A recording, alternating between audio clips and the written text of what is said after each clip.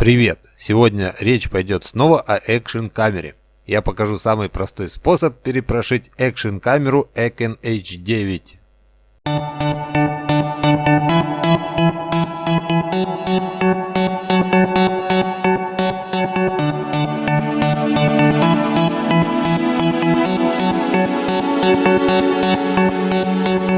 Вы спросите, зачем прошивать камеру другой прошивкой?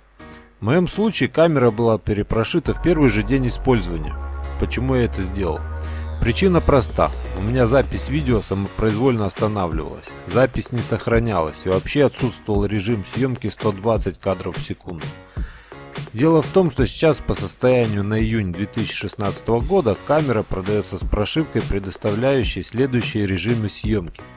Режим 4К 25 кадров в секунду, 2.7К 30 кадров в секунду и с разрешением 1080, 60 или 30 кадров в секунду. Мне очень хотелось попробовать камеру в режиме 120 кадров в секунду, чтобы сделать slow motion. Но эта прошивка мне этого не позволяла делать, плюс нестабильность прошивки и самопроизвольная остановка записи. Было принято решение перепрошивать. Сейчас я покажу самый простой и быстрый способ перепрошить камеру на более раннюю и более стабильную прошивку. Какая версия прошивки стояла на моей камере с завода, я, к сожалению, не записал, но думаю, что это не столь важно. Итак, первое, что нам надо сделать, это отформатировать microSD карту в формате FAT32. Второе, скачать прошивку, которую мы будем устанавливать. Ссылка, где взять, будет в описании. Третий пункт. Перекинуть файл с прошивкой на microSD карту. Файл с прошивкой должен называться sphost.brn. Четвертый пункт. Вставьте карту памяти в камеру и включите ее. Должна появиться надпись FV Update.